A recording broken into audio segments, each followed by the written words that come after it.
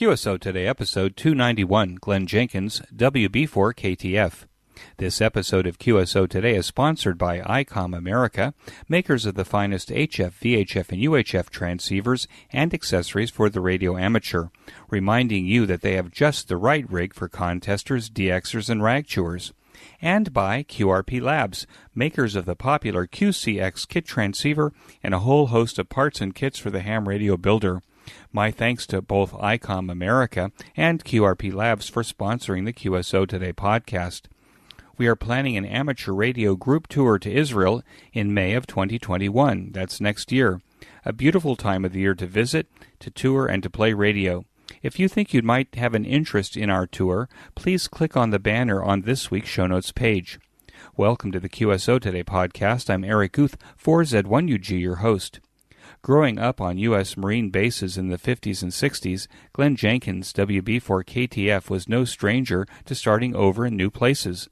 Glen tells us his ham radio story that includes a professional start in Israel, a stint in Moscow, and a successful landing in Houston, Texas, until Hurricane Harvey changed his retirement plans.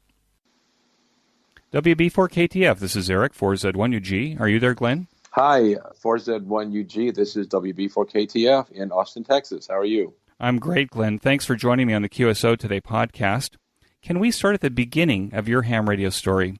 When and how did it start for you? In reality, it started when I was 13 years old. For my bar mitzvah present, I asked my dad for a electronics kit that Allied Radio made. It was called the 101 kit. It was a little pegboard piece of electronics with some meters and dials and potentiometers on it, and with spring connectors, and you could hook parts between the springs and wire up little circuits and make them work. That's what got me started. So at 13, I knew what my career and my life was going to be at that point already. So you had an interest in electronics. What about radio? Radio started about 1 year later. I got, next thing was a night kit Star Roamer shortwave receiver kit. I built that kit, and I would listen to hams on sideband and shortwave. Of course, most of it was AM at that time that I would listen to. I remember one station, W5 Radio Germany, who I would listen to. Just loved listening to them talk and meet each other by radio. So that's how I got into radio. After that, I worked at a golf course to earn some money to buy my next radio, which was a Heathkit SB310, which was a great upgrade from the old Star Roamer. And this was before you had a license? This is all before I had a license. I got my license. So I was a big shortwave listener. I would listen to stations, and I would send out the requests for QSL cards. I even signed up once for Popular Electronics had a program where they would give you a shortwave listener call sign, and I had one that was WPE4IVJ. And I would make little letters, and I would send letters out to the shortwave stations and request their QSL cards or confirmation cards. I actually still keep those from the 1960s when I was collecting those cards. This was in the 60s at the height of the sunspot cycle as well, right? Oh, yes. It was great sunspot cycles, and I could listen to shortwave all over the place and enjoyed that. During the last year of high school, I took a electronics class. I was the only person in it because I was the science nerd at the high school, and was president of the science club, and was in charge of the laboratory there, the electronics and the chemistry lab, and all the chemicals that were there. Built all kinds of little radios and short little tube radios with new Vista tubes, and just enjoyed electronics, building all kinds of little things. And then right between high school and university, my friend and I had a friend in North Carolina. He was going to get his license as a novice. I worked on getting my license. He got his a few weeks before I did. Then I got mine, and I was WN4KTF, really the same call sign that I still have, where the N changed to a B when I got my general. So that was 1968, which was the year I started University of South Florida in Tampa. in the electrical engineering program.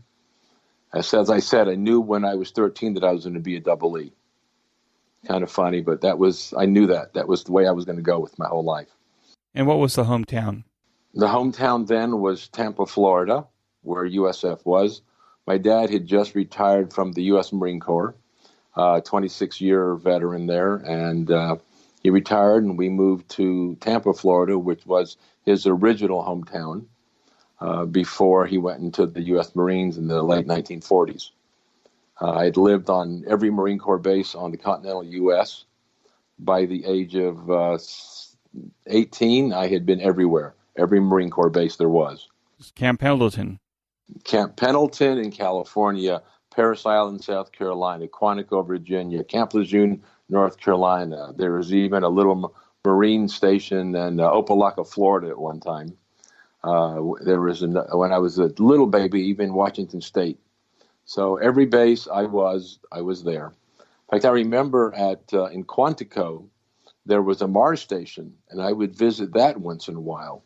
And they let me turn the knobs of their Colliins radios. So many, many years later, I had the dream of having Colliins, which I now do. And I'll tell that story later when you're ready. So you've taken this electronics degree from, what was it, Florida State? University of South Florida in Tampa. We don't want to get those. They're two different ones. So you got your degree from the University of South Florida in electronic engineering. What happened after that? Did you get a job there in Florida? No, that's a little. I'll go back about a year and a half or more. I was in the radio club at the university, which was WB4BNH. We said bunch of nutty hams. And for 1 year, I was secretary, 1 year treasurer, 1 year president. So I used that radio station a lot. We had beautiful antenna at 180 feet and some really old Heathkit DX100 stuff to transmit and receive with. But at that last year, I became president of the Jewish Student Union. I was a nerd, but I was active. So I decided I wanted to help out the Jews on campus and make the organization better. And that got me interested in Israel. So I began planning that I was going to go to Israel when I graduated from the University of South Florida. And I did. Signed up to go to an ulpan, which is a school in Israel to learn Hebrew and culture and history. So in January of 1973, I hop on my first plane ever, which was a Sabina Airlines from Tampa, Florida, through Belgium to Tel Aviv, to Ben Gurion Airport. And that's how I ended up in Israel.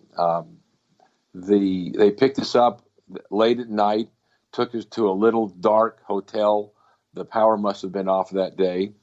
And there were about 20 of us, foreigners, Americans, Canadians, whatever, put us in this little dark hotel. The next morning, picked us up, drove us, an hour and a half, 2 hours to Arad.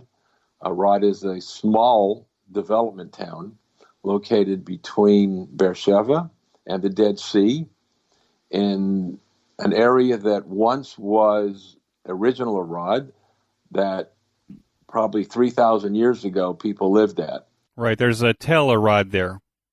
Right, there's a Tel Arad there. I remember hearing a story that they found 5 levels of cities that were buried and rebuilt in the same spot. So I ended up in Arad at the Ulpan and spent 6 months there learning language, as I really did not know any Hebrew, learning more about history, doing tours around Israel to learn the country. One of the goals of the program there was to bring foreigners who were single or married without kids and were technical, like engineers or doctors or useful, productive people, to try to get them to come and stay in Israel. So I was one of those type people who thought about staying there. The program was a 1-year program. Was that WUJS by any chance? That was World Union of Jewish Students, WUJS. That is correct, the old WUJS. And actually, I think they're trying to bring back the organization a bit. I've been reading that online. So I was there, and it was nice that the school assigned each of the students there a local family to kind of be their place to go and to meet and have dinner with once in a while. And at that time, I was assigned an interesting family. The father was Egged bus driver, and his name was Aryeh Kratz, his wife Maxima, and he had 2 children. But the interesting thing about all of this, I don't know how it all happened, but Aryeh was a ham radio operator. And now, I don't know if he was a licensed ham radio operator at that time, but he was using the 4Z4VF, I think. No, or a station. Let's put it. The other words, 4Z4 Echo Victor. That's what it was.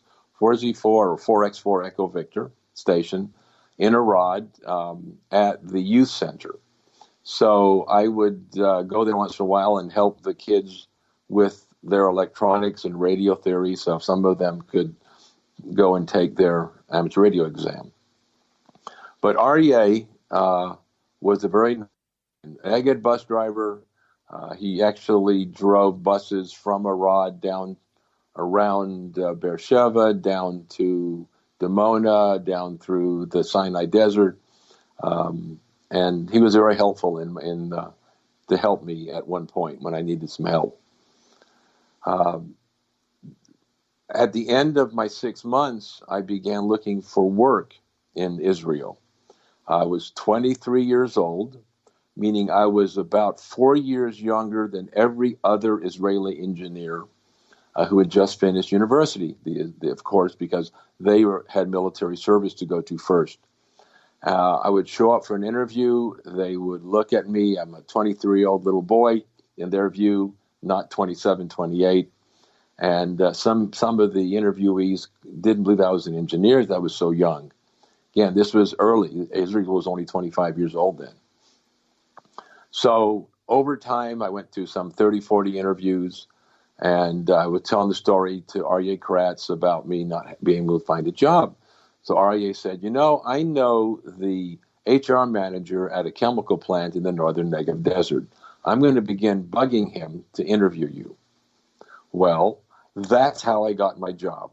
Aryeh, by bugging the HR manager at this chemical plant that made phosphoric acid, they finally brought me in, and they made me an offer to be a control system engineer. You should tell everybody that they call that protexia in Israel, right? Okay, before. So it's the relationships that matter here. Yeah, so I did. Also, I'll go back. Many of the people that interviewed me told me that, we have a few spots open, but we're saving them for the engineers who are finishing their military service. So many of them said, come back in 3 years after you find some place to hire you and have some experience. 3 years was a long time, and after going through 39 or so interviews, nobody hired me. So Aryeh, I guess, with his protexia, which is he knows somebody that would help me get a job, and his protexia did exactly that. Yeah, did exactly that. He got me the job, or at least gave me the opportunity to be interviewed and selected. So for my whole life, I've always thanked Aryeh Kratz for helping me in my career.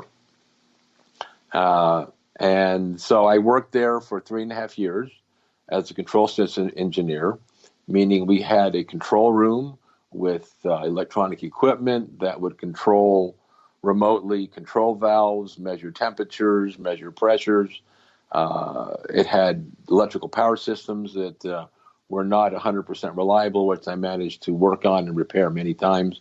We had several UPSs that every time we had a power outage, where the UPS should have continued on working and providing power, they failed every single time. So every time they failed, I went in and repaired the equipment. So I used my electrical engineering experience and my work with building radios and receivers and transmitters as a ham, I used that knowledge to help me repair the electronics in the UPSs. And did many improvements at the plant. I learned a lot. I helped a lot. I remember that when I got there earlier, the plant would work for maybe 4 weeks and then be shut down for 4 months for repairs, another 3-4 weeks of operation, then more repairs for a few months. When I left after 3.5, almost 4 years, the plant would work for many months before it needed any real maintenance and shutdowns. It was a very difficult chemical process. I'll just say that. And now this message from ICOM America. Get outside and be active with ICOM's new IC705 HF to UHF portable transceiver and its optional multifunction backpack. This is ICOM's perfect solution for SOTA and parks on the air. The ICOM IC705 is your perfect QRP companion with its base station features and functionality at the tips of your fingers in a portable package covering HF 6 meters, 2 meters, and 70 centimeters. This compact rig weighs in at 1 kilogram or 2.2 pounds. This beautiful new rig has RF direct sampling for most of the HF band and IF sampling for frequencies above 25 megahertz, and includes a large 4.3-inch color touchscreen with a live band scope and waterfall display. Unbelievable. The radio is 5 watts with its internal battery and 10 watts with an external 13.8-volt power supply. This full-featured radio operates on single sideband CW, AM, FM, as well as full D-Star functions. Included in this package is a micro USB connector, Bluetooth to support linking to your smartphone or Bluetooth headset, built-in Wi-Fi, integrated GPS with antenna and GPS logger, micro SD card slot, and the HM243 speaker microphone, which is standard equipment. The perfect accessory for the IC705 is the optional backpack, the LC192, with a special compartment for your IC705 with plenty of room for antennas, cables, and other gear to get you on the air from the mountaintop or the local park. There is a link to this amazing new rig on the QSO Today podcast website for this episode, and when you order your new ICOM IC705 from your favorite ham radio dealer, be sure to tell them that you heard about it here on QSO Today. My thanks to ICOM America for their continued support of the QSO Today podcast. And now back to our QSO Today. So let's look at the period of time. This was the early 70s, what I think I read on your bio. This was the early 70s. It might have been called the golden age of ham radio in Israel, because if you were in Israel to call the States, probably calling on the phone was not even an option due to the cost.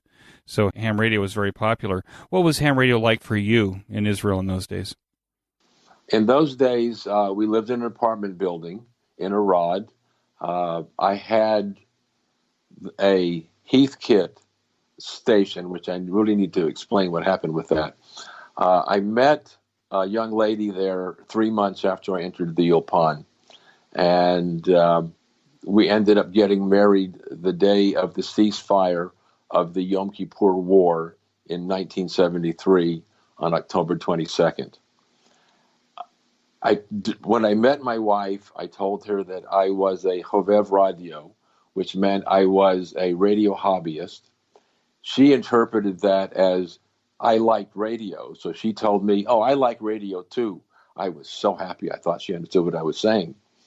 So after we were married, maybe 6-10 months later, I ordered a set of Heathkit, an SB102 transceiver, a SB200 amplifier, and an HW202 crystal-controlled 2-meter radio. It arrived, and she looked at me and said, "What is all of this?" And the big question, how much did it cost? And why didn't you ask me? Well, I said I like radio, and I needed to buy a new radio. So I won't get any more deeper in that, but that's what happened. So anyway, the kits were there. I'm a little bit color challenged, so she actually helped me build all the equipment. I couldn't tell the difference between brown and green and red and orange sometimes on the resistors. She would read them out to me, the colors. I would translate it to the value I needed, and then I would install the part. So she was very helpful in making my kits work. So for me, I had the 2-meter radio and the HF radio. The 2-meter radio I got working. I had an antenna up on the roof, and I was able to communicate from Arad to Beersheba, which I guess was maybe 40, 50 miles. But Arad being on a hill, I was able to connect to 4X4OQ and several other people in Beersheba over 2 meters. So that was my main. That was before there was a repeater on the ridge. Oh, right. This was simplex. Correct. This was simplex operation from Arad to Beersheba, and I would talk to 3, 4, 5 people there. I remember in those days on 2 meters. And that was what I used most of the time. I ended up trying to get on HF, but being in an apartment building, I did build a big log periodic wire antenna that I put on the roof, but never could get it to work. So I was very limited only to 2 meters, never really got my HF station running at all, other than listening with some wires hanging out the window. That was my radio work in Arad. But your long time stay in Israel was not to be. So what happened? So we lived there from 1973 through 1976, and my wife, being the typical Israeli, said, I really want to go outside of Israel and go somewhere else and live for a while. Part of that was so we could save some money to buy an apartment in her favorite town of Tel Aviv or in north of there. We're being a control system engineer in Arad, we didn't make a whole lot of money. In fact, the highest I ever made was about $7,000 a year. In Israel, you actually had to buy an apartment. You couldn't rent in those days. So it meant saving a lot of money, which we weren't really able to do. So in the end, I gave in, and the end of 1976, we packed up our little daughter, who was 1 year old, Hila. She was born in Beersheba. We took her with us, 4 suitcases altogether, a couple $1,000, and headed back to Tampa, Florida, to do our 5-year plan of staying and working in the USA, making lots of money, and then coming back to buy an apartment in the Tel Aviv area. Well, that 5 years is now been 40 years, so I'll say the plan didn't work too well. Right, I know how that plan works. It took me 20 years to come back. So here you are working in Tampa, Florida, and you're doing ham radio. What are you doing there in Tampa? Are you a control systems engineer as well? Okay, so we went to Tampa, and from there I began looking for employment. I found a position at an engineering company in Lakeland, Florida, called Davy Power Gas at that time. And their specialty was making phosphoric acid plants and sulfuric acid plants. So guess what? My experience from working in Arad at the phosphoric acid plant was 100% what they needed. I knew all of the problems of these plants. I knew all the control required for them. I knew how to make things work. They hired me, and I worked on phosphoric acid plants. There's a lot of phosphate rock in Florida, and thus there are a lot of phosphoric acid plants there. The other part of phosphoric acid plants is sulfuric acid.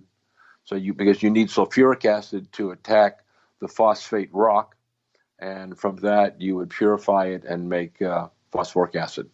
So there I was a control system engineer. I worked on many projects around the U.S. Interesting, though, the manager of the instrumentation department was a Cuban engineer. And at one time, this is late 70s, they were looking at doing a plant in Syria. So the manager, Tony, I said, Glenn, I know that you used to live in Israel. That's really close to Syria. So I wonder if we could send you to Syria to determine what the customer wanted and help us get this project. So I had to explain to Tony that the two countries are not on very good terms. It would not be very good for me to go. That's an interesting story. Is that a story that you want to tell? That's fine. Did you end up going? It's history. And no, I did not go. I did not go. But he wanted me to go very much, and I had to explain to him that I couldn't go. But if I did, he'd need to give me $1 million life insurance policy. Right, and evacuation insurance. Yes, correct. Well, then he finally realized that, and I don't know if anybody ever went, but that was the story. But so in Florida, I bought it when I moved into Lakeland. I ordered another Heathkit, since I loved Heathkit, an HW101. It's the HW101 transceiver, and I built that in Lakeland. Esther, my wife, helped me build it again because of the colors that I can't see on the resistors. So she helped me build that set of radios, and I used that in Lakeland. I made a lot of contacts around the world. One interesting story, Esther went back to Israel to visit her mom, and again, with telephone calls being expensive, I had her locate a local ham radio operator, and I was on my radio in Lakeland. She was in the Tel Aviv area on, 20 meters. And we were talking, and she said, "Well, I wanted to tell you something, Glenn, that I'm pregnant." And she said, "Is everybody in the world listening to this?" I said, "Yes." So that's how I found out that she was pregnant with our second child, who was later then born here in Houston, Texas. So everybody heard the story on the radio. Now, it's my understanding that you got to spend some time in the early 90s in Moscow, and more than just a couple of months. I think you said you spent a couple of years there in Moscow?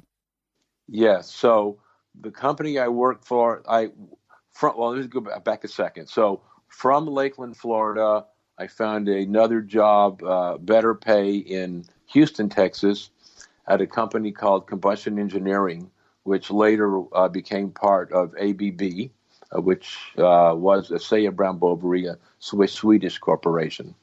I continued working for ABB for actually 38 years, and I retired from them.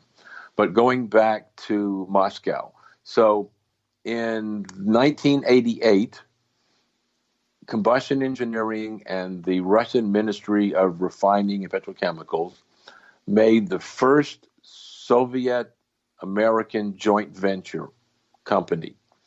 That company, of course, worked in control systems, and it delivered control systems and analytical analyzer systems for chemical plants, refineries in Russia.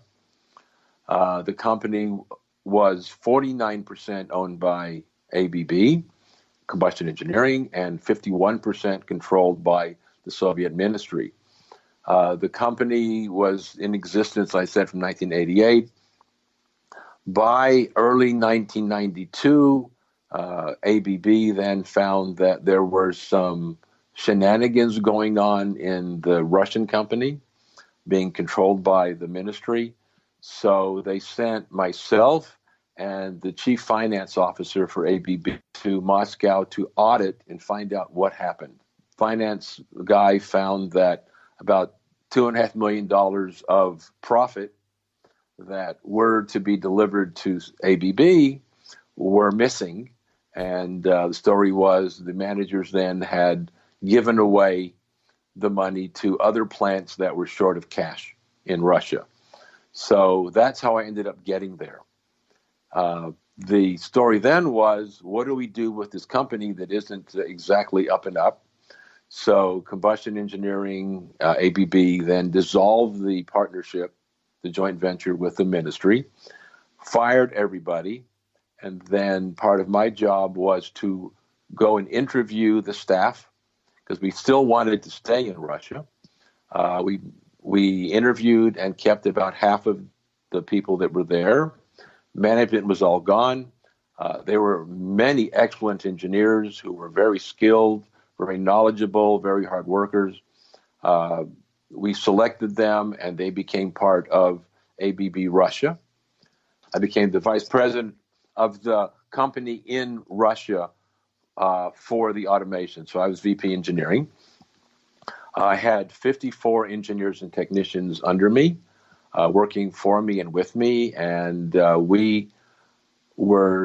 my task there was to complete 11 different projects that were ongoing in the country at various refineries all around Russia. According to it, many of them I ended up traveling. I went to Ufa, to Nizhny-Novgorod, Novokubachev, to Syzran, to many places where we had projects going on. And we built the control systems in Nizhny-Novgorod, Tatarstan. We had a very good team of people that would assemble them. We brought the pieces in from the United States. They were delivered to Nizhny-Novgorod, our little office there. They would assemble them, wire them all up, make sure they all worked. The team in Moscow would do all the programming of the control system, all the operator interfaces, the graphics. We would merge them all together in Nizhny-Novgorod, do a factory acceptance test with the client to prove that the system was ready to go, it worked properly, did what it was supposed to do. Then the staff, some from Nizhny-Novgorod, some from Moscow, would go to the chemical plant and install and commission the equipment. So I did that for 2.5 years total in Russia. And all this time you were living there with your family, right? So your family came along with you? The first year and a half of this, the first 6 months of this was really the audit. And I would fly to Moscow for 3 to 4 weeks, fly back to Houston for 3 to 4 weeks, go back to Moscow, back and forth. I think I did that 7-8 times altogether.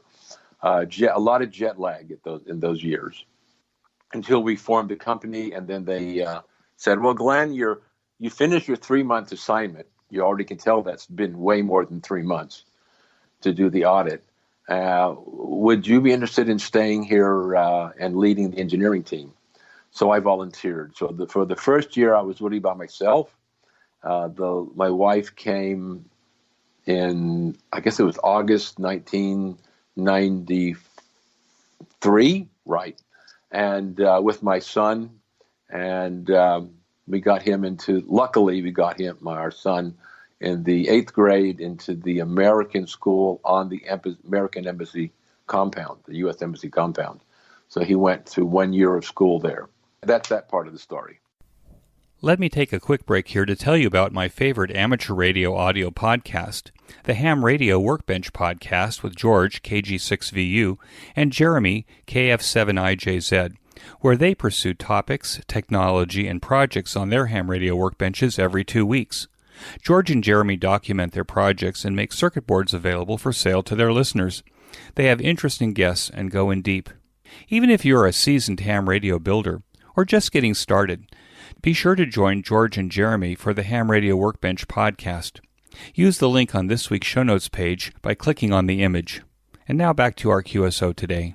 How about ham radio? What'd you do in ham radio there? No, ham radio was very interesting. So I brought ham radio in Moscow. Very interesting. We lived about 3 long blocks away from Red Square, very close to Pushkinskaya metro station. At Pushkinskaya metro station was the world's largest McDonald's restaurant. Remember, it had like 15 or 19 cash registers in there, and people would wait in line outside for an hour and a half to get a McDonald's burger. So I lived there. We lived in the building near there on the 12th floor. I hung out a AEA ISO magnetic loop antenna off the balcony. That must have been very interesting for the KGB at that time to see an antenna hanging off a balcony. I had a little quarter wave ground plane for 2 meters. And in Moscow, I brought from the U.S. a TS440S transceiver, either 440 or 690, forgot which one. And I had it there. I used that with the ISO loop. I was able to work with the magnetic loop. I was able to work all around Europe and into Asia. I never, ever managed to connect back with any hams in the USA.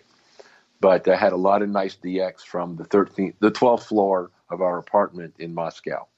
And on 2 meters, I was able to communicate with many local hams in English and a little bit of Russian. I got better in Russian. But I must say something. How did I get my own permission to operate in Russia? I had to get a license or a permit or something. So beginning late 1992, I arrived in July of 92. I began hunting for how does an American get a license or a permit to operate a radio in Moscow. So I went to various ham radio clubs trying to ask, well, what do I have to do to get a license? So one of them said, well, why don't you bring some radios with you, donate them to the club. And I had some little 3-4 transistor transmitters, CW transmitters. So I brought them and said, well, why don't you go over here and ask this person if they can help you? That ended up nowhere. Then the last thing I did, I asked we had a protocol director at the office. He was an employee of the company, but I'll just put it this way, he worked for one of the agencies that has 3 letters before he got hired by us. And he helped me locate a person in Izmailova who was in charge of the radio club there. I called him up, and that person said, I know exactly what you have to do. You need to go pay $120 at one of the banks to this account and mail me a copy of your license, and I will help you get a license. So a couple of months later, I get a call back. I have your license. You need to come get it. You will be R3A stroke WB4KTF. He said, I think you may be the first person ever to get permission to operate by yourself from your own station. Because usually we only let foreigners use a club station, and they use the club station, only, not from your own house or own apartment. So it's possible that I was the first American to get permission to have my own station in my own apartment in Russia. So that was an interesting day. And I actually still have that left. They'd probably been listening to you in your apartment for 6 months and decided that you were harmless. I know I was harmless. That's perfectly right. But yeah, I did. I had the radio there, the isoloop and 2 meters. I remember many times talking to Leo UA3DR on 2 meters. He spoke English rather well. And because he did a lot of HF from his house, I went to visited him twice in his apartment. He had homebrew equipment, homebrew SSB transceiver, and a homebrew amplifier. I think it was a kilowatt amplifier that he had built. So he was a very accomplished ham. It's interesting to note that a lot of foreign countries, the National Radio Club is kind of the entrance into the communications ministry of the country. So if you're looking to operate ham radio in a foreign country, oftentimes the National Radio Club is that entrance. I agree with you. That probably is the right way. It was difficult to find where to go because, again, I think I was the first to try to do this. And it took quite a while to find the right place, the right person to talk with who could help me get my permit. So I was R3A WB4KTF for about a year and a half. I operated there. I made QSO cards and I shipped them around the world to people that I talked to. And it was quite fun to do it from there, telling the story where I was and having an American ham operating my own station in Russia, in Moscow, not far from Red Square even. So it was fun to talk to people around the country and around the world from there. But in the end, you ended up coming back to the United States and settling in Texas. There's a post on the internet about Hurricane Harvey. Apparently you were affected by Hurricane Harvey when it hit Texas. What happened there? So, again, I came back to work at the same company that I was assigned with to go to Russia, to ABB. This, again, going through many years now, this is August of 2017. I had a nice station in our house. I had a quad up in the air, a 5-band spider quad. I had a whole radio station in our third bedroom. I had solar power up. I had all my life ready. My station was complete. and nice. And the end of August of 2017, Hurricane Harvey decides to hit Texas and begins a little zigzag. So a day or two before Hurricane Harvey came, we saw it coming. I go in my garage and I cut some 2x4 blocks, and I raise up all the furniture in the house, everything, a piano, the beds, the cabinets, everything I can that's not bolted to the floor or the wall. I raise it up 6-8 inches, because in a previous flood in the year 2000, we had a half an inch of water in the house. Not so bad. So I said, it can't be that bad. So I raised it up 6-8 inches, everything. Well, the morning of the hurricane, it's hitting Houston. We see water rising up from the street. I'd actually placed a little, being a control system engineer, I put a little level detector and buzzer. So if water ever came up near the house, I would hear the buzzer alarm and I would wake up in case it came at night. And I did this the night before Harvey hit Houston. So about 5 a.m, the buzzer makes noise. I go outside the front door and I see water coming up. So tell my wife, we got to get ready for something. Water may get in the house. We go and pack our clothes in 2 suitcases. We watch the water keep coming and coming. At 6:30, we see water bubbling through the hardwood floor. It came in through the bricks under the floor and up the hardwood, and just kept coming up and up and up. About 9 o'clock, and the neighbor next door comes and says, "Glenn and Esther, you need to get out of the house. It's the water's not going down." So we lift our suitcases up. We walk outside the house into the street. The water is up to my chest already. It's over 4 feet deep. We ended up having almost 2 feet of water in the house. So we have a mess. We end up going to a neighbor who had built a new house. It was 5 feet above the ground. The new deed restrictions or new city requirements, where the new houses would be up in the air a few feet. So we walked into up their steps. We had never met them before. They let us stay in their house for 10 days because it was a mess. 30 hours after the hurricane hits, the water finally subsides. We walk across to the house and we open the door. What a mess. Everywhere. Everything was underwater. Much deeper than I had thought it would ever happen or planned it would happen. So all the furniture, everything below 4 feet was lost in the house. My radio was on the desk, on top of a shelf on my desk, so it was fine. A lot of my other radios were in the closet, power supply, Heathkit supplies, antenna tuners, my good old, wonderful Heath Sixers, 6-meter AM rigs were underwater for 30 hours, so they were really destroyed. So I lost a lot of equipment, but luckily I had ARRL insurance, and they helped pay for a lot of equipment. I also had in the garage our 2 cars. I didn't think it would get that deep, but actually it flooded the cars.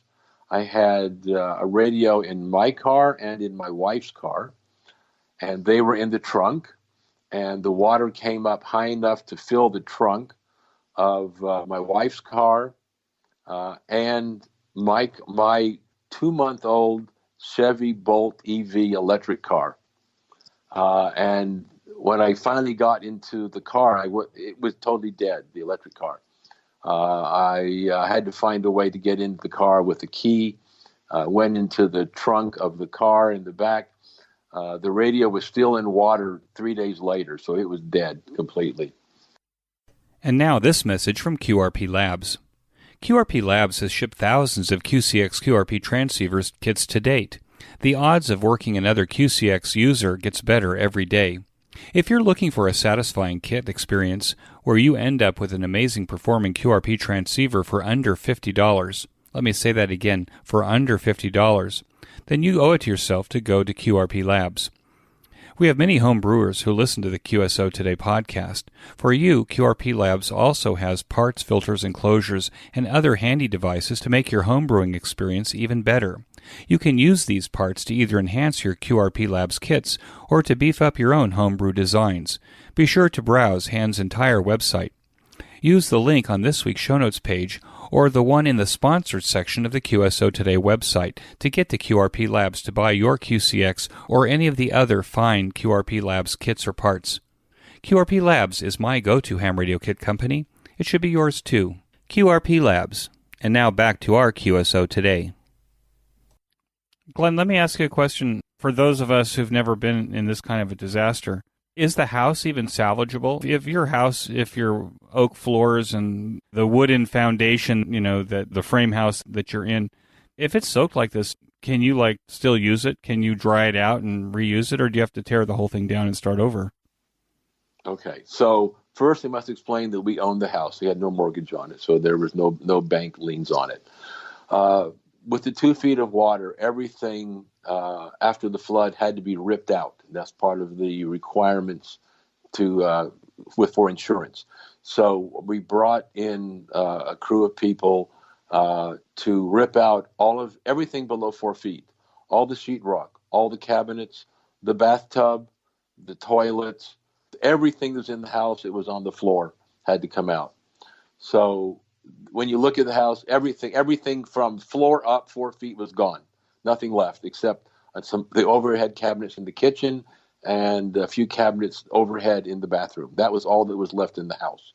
So at that point, and with having hardwood floors, hardwood and water don't mix. They widen, or they soak up water and they become wider.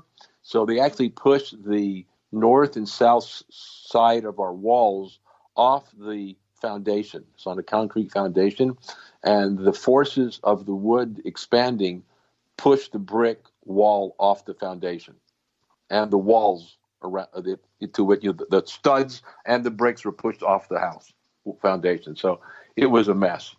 So the result was we did have flood insurance, and that covered repairing the house back to a state that it was. We end up deciding that because of all this damage, repairing the house would not be worth it because there'll be another flood and another flood. Secondly, I was just going to retire. My wife Esther had retired in February of 17. I was going to retire in September of 2017. We look around, we see a mess. We say, if I have to rebuild the house, it's going to flood again.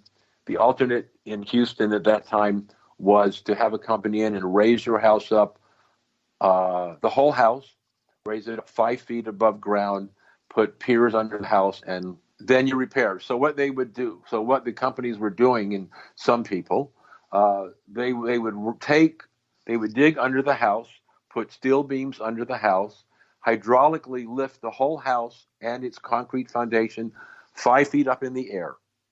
Then they'd come back and install piers in the ground up to the bottom of the house to hold the house up on piers 5 feet above ground. Then they would redo all the plumbing under the house. They'd put a skirt around the foundation, build you 9 steps 5 feet up to your house, and then you could have your house, a single-story house, 5 feet up in the air. That's what was going on in Houston after the flood to many people. Some people, of course, did take the risk and rebuild with their insurance money. We thought that was fruitless, so we decided, with the help of our daughter and her husband who were living in Austin, they said, look, Mom and Dad, Mom's retired, you're retiring, you've got nothing left in Houston other than starting over again. So why not come move near us in Austin, Texas? It's going to be better for you. You'll be close to us. We can help you get through all of this mess you're in with the house and all. So that's what we said. We agreed, and we would do that. In fact, my daughter and her husband found the house for us while we were still without a house. They found a house in Austin. They said, it's got good bones. You need to make an offer on it right now.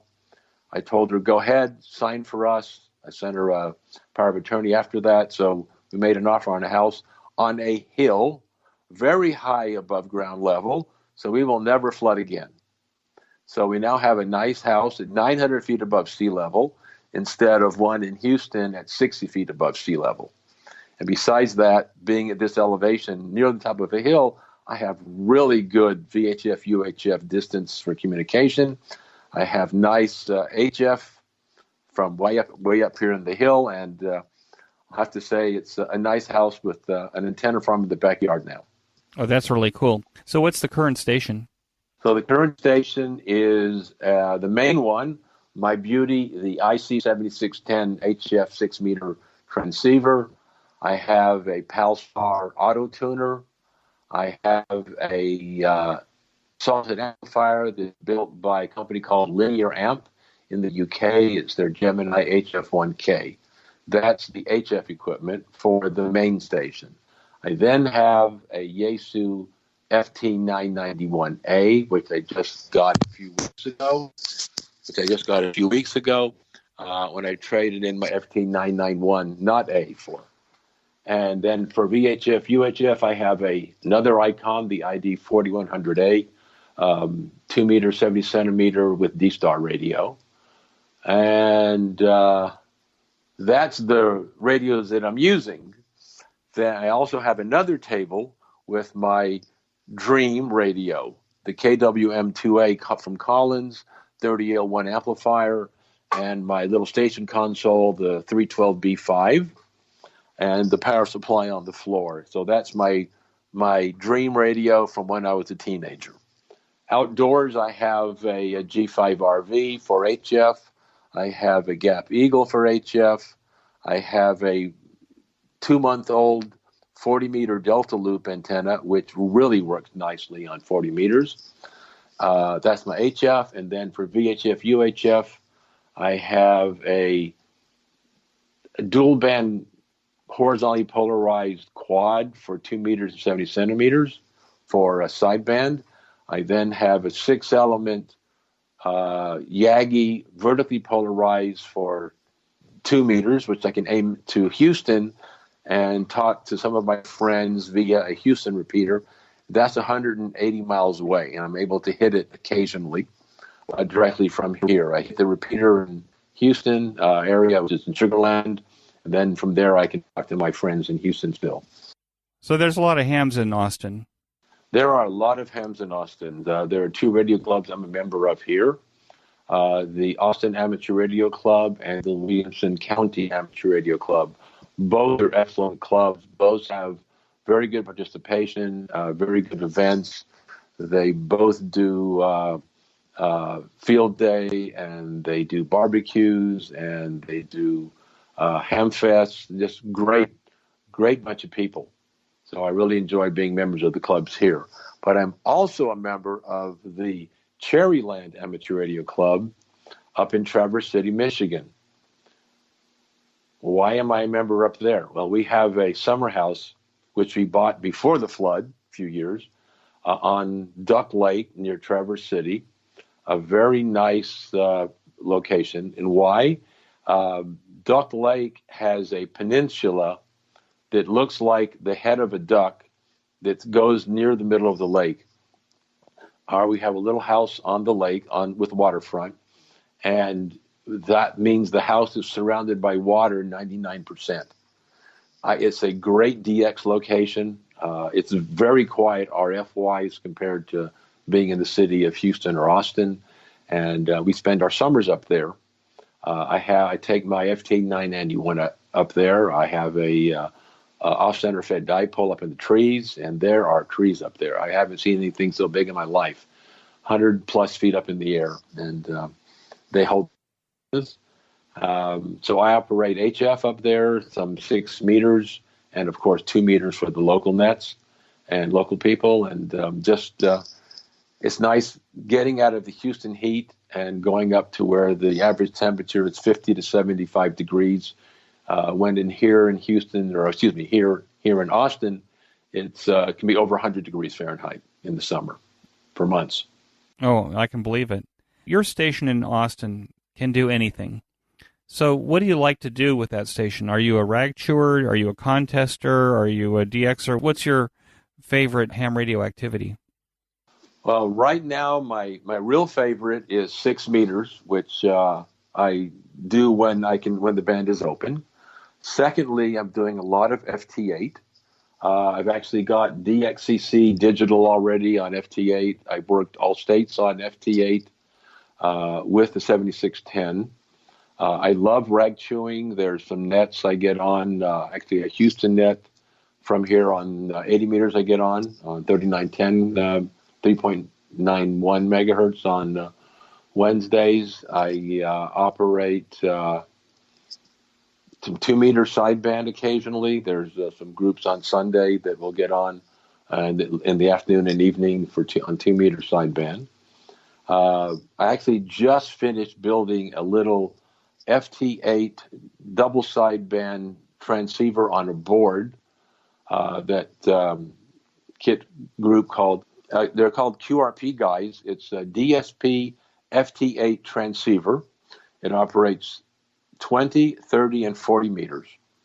I just finished building it yesterday, and I know it's receiving well at the moment. I haven't got the connection to our computer working right yet, but it does receive. As soon as I get a cable that's due today, I will then plug that into my wife's notebook, and I think I can get by FT8 little micro small transceiver functioning on FT8 with a couple of watts output, so I can have a nice little portable FT8 rig that I can carry around. What do you like about FT8? The bands are kind of quiet at the moment, but... Well, I have to say the bands are quiet sideband-wise, and it's not really quiet. I mean, if you look during the right time of the day on the right band, there are people all over on single sideband chatting. With FT8, I can hear stuff or workstations that I would never work now due to the 0 sunspots on sideband. Maybe a few more I can work on CW, but with FT8, I'm not hearing stations with my ears, and the computer is, and I'm able to work places that I've actually never worked on sideband even before. I worked Palau a few days ago. Just places that I haven't worked in my life. People are showing up on FT8 with, their 50, 100 watts, whatever they're running, 40, 30, 10 watts, and playing with this new mode. And we're able to communicate, again, with fixed message structure, but we can make a contact via radio and get them confirmed on Logbook of the World or QSL cards. I got my FT8 digital, worked all states, and DXCC through a Logbook of the World. So I'm very happy with that mode and able to confirm QSOs by LOTW. It's very nice to be able to do that. And I just get to work places I haven't worked before. It's really fun. I mean, I might sit there for a while and call and recall again, and then finally they answer, and wow, I did it with my 30 watts or 20 watts or 50 or whatever I'm running. What do you think is the greatest challenge facing amateur radio now? I think the greatest challenge is that getting the younger folk, the teenagers involved. I noticed that we still have a majority of plus 50-year-old members at the radio clubs.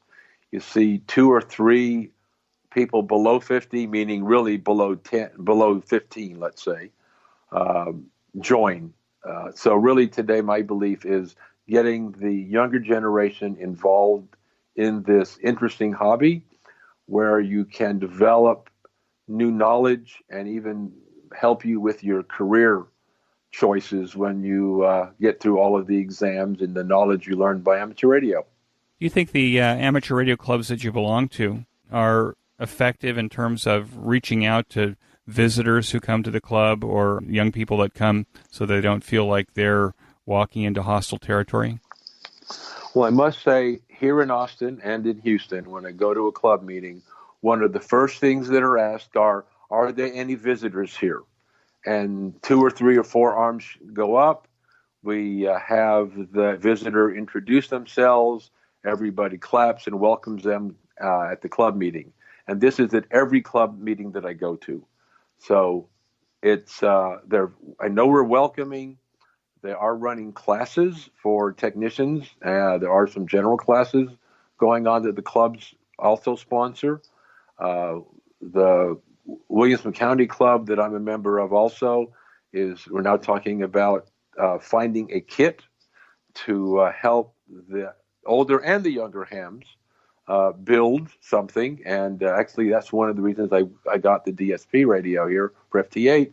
It's one board with a few little plug-in boards, something easy that young people and inexperienced builders can try to assemble with help of Elmer's during a club meeting, let's say on a weekend or something, and help them build the radio, learn how it works, and get the joy of completing a project and seeing it function. So, yes, the clubs are doing what they need to do. Do you have advice you'd give to newer returning hams? I would say try the new modes if you're a returning ham and you haven't been on it for a while. And the new modes, I'm going to say, of course, would be FT8, some of the other digital modes for conversing, like FT8 call, I believe it's called, which uses FT8 protocol, but you're allowed to actually chat a little bit. Try PSK31. Try some of the new digital modes. I've been active lately in DMR with a handy talkie. You can buy a handy talkie for $100 a day. That's dual band. It does FM and DMR. With that, you can talk to people around the world. In fact, from my little DMR radio here, I call in to a DMR net in Israel once in a while on Sundays. I've talked to people in South Korea. I've talked to people all over Europe on DMR. And again, it's digital, so that means it's going somehow through the internet and going in and out of radio. Now, are you using a hotspot or using a repeater? Okay, I use both. Okay, in the area here in Austin, there are 2 DMR repeaters, but I also have a MMDVM hotspot, which I programmed and got working. And I use both for DMR. I actually even sent my brother, who's WB4LHM, who lives in St. Petersburg, Florida. I sent him a DMR radio and a hotspot. They said, "Steve, get on the radio. I want to hear you some more." He lives in a condo that doesn't allow antennas, so this mode allows him now to communicate by radio locally by FM and DMR in St. Pete, but also he can talk with people around the world. So I did that, and I've been helping people who don't know DMR help them get a radio, give them a code plug that I created or modified, and get them set up on DMR. I like doing that, helping people get on the air with new modes. Glenn, I want to thank you so much for joining me on the QSO Today podcast. It's been a gas, and when you said that you had been in Arad, I told you before we started that I also have memories of Arad, and fortunately Arad is now served by a great 2-meter repeater that's also linked to the rest of the repeaters in Israel. So the next time you go to Arad, you'll be able to use that portable radio of yours and talk to somebody. And with that, I want to thank you so much, and 73. Thank you, Eric. I appreciate it. 73s and good DX. That concludes this episode of QSO Today. I hope that you enjoyed this QSO with Glenn. Be sure to check out the show notes that include links and information about the topics that we discussed. Go to www.qsotoday.com and put in WB4KTF in the search box at the top of the page. My thanks to both ICOM America and QRP Labs for their support of the QSO Today podcast. Please show your support of these fine sponsors by clicking on their links in the show notes pages, or when you make your purchases, that you say that you heard it here on QSO Today. You may notice that some of the episodes are transcribed into written text. If you'd like to sponsor this or any of the other episodes into written text, please contact me. Support the QSO Today podcast by first joining the QSO Today email list by pressing the subscribe buttons on the show notes pages. I will not spam you or share your email address with anyone. Become a listener sponsor monthly or annually by clicking on the sponsor buttons on the show notes page. I am grateful for any way that you show appreciation and support. It makes a big difference. QSO Today is now available on iHeartRadio, Spotify, Libsyn, and TuneIn, as well as the iTunes Store. If you own an Amazon Echo, you can say, Alicia, play the QSO Today podcast from TuneIn. I still use Stitcher to listen to podcasts on my smartphone. The links to all of these services are on the show notes pages on the right side. Until next time, this is Eric for Z1UG 73. The QSO Today podcast is a product of KEG Media Inc., who is solely responsible for its content.